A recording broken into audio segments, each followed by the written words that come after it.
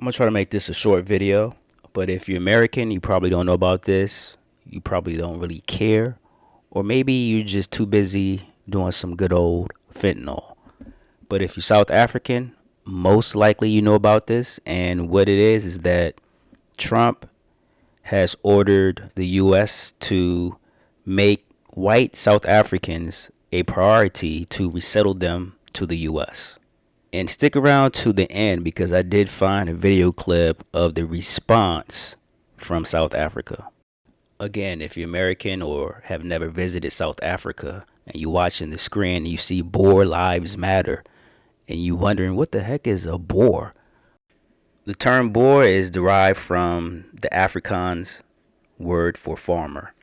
So basically it's a white person from either Dutch descent, German, or it could be French. If you haven't already, check out some of the history of South Africa. If you're Black American, some of their history you can relate to because it's pretty much similar to the history in the U.S. And when I first visited the country back in 2019, I got different types of books so that I'll be knowledgeable of the place that I go to. It seems like a lot nowadays. So once I got there, I know a little bit about the history. And also because of friends, I knew what was going on currently in their country. So some of these books you're seeing right now, the history of South Africa, the war of the Boers, and also about South Africa's nuclear plan that got dismantled, all helped me understand the country much better. Now, back to the topic of the executive order that Trump has of bringing white farmers from South Africa to the U.S. As you see on the screen, Trump has ordered to make this a priority. Let's look over this. I'm going to skim through it. What is this? Prioritize relief, including admission and resettlement through the United States Refugees Admissions Program. So this doesn't sound like it's a joke or fake to me. Even when I went to the website of the White House, it's signed February 7th, 2025 as an executive order. So again, this is real. He's not playing around with this. So what do you think about this executive order that was recently signed? Before the executive order was signed, I checked out Trump's Twitter account because, you know, he loves using Twitter as a form of communication. And it says on February 2nd, South Africa is confiscating land and treating certain classes of people very badly. Now, what he wanted to say, but he had to make it nice, was that Black South Africans is confiscating land and treating white South Africans very badly. That's what he wanted to say. But if you're not South African, or if you have not visited South Africa a lot of times to know what's going on, if you read this, you wouldn't be able to read between the lines. But because I have friends here in South Africa and I visited South Africa a lot, and I know the lingo that Donald Trump uses, I know exactly what he's trying to refer to. But whatever, forget all that. Let's get into the response video from South Africa.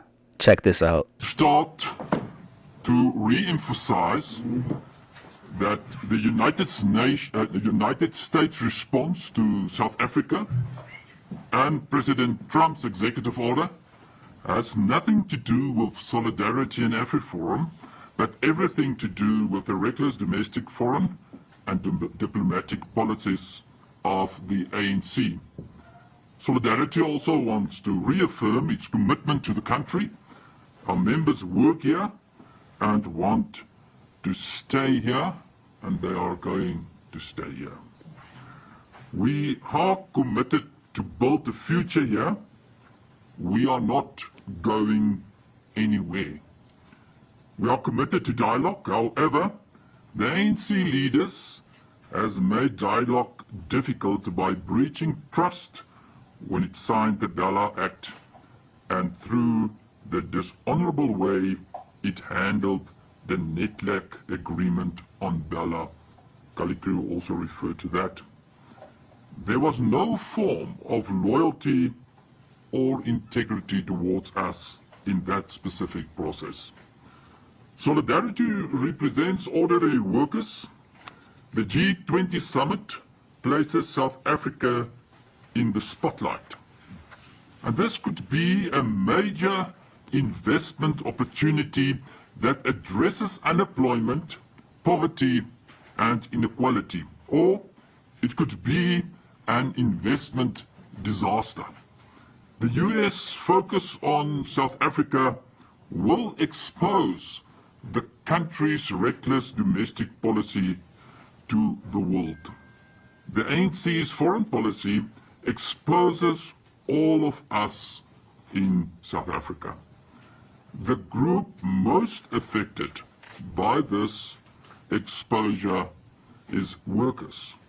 The world's largest economy and one of South Africa's biggest trade partners has been alienated by the ANC leaders. And this was not the fault of AfriForum or Solidarity, but of the ANC. For the past 3 years, it has been clear that the Americans are displeased with South Africa's closer ties with countries such as China, Russia, and Iran.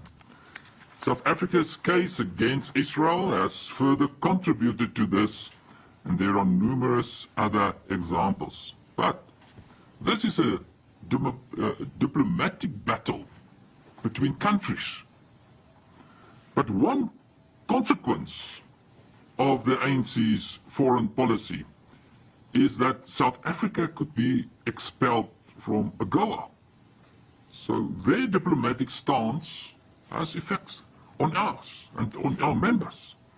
South Africa currently enjoys extremely favorable trade relations with the US, especially through AGOA. And in 2024, more than 10% of all South African exports went to the USA. Exports worth approximately 156 billion rand were sent to the US, while only 120 billion rand worth of goods and services were imported.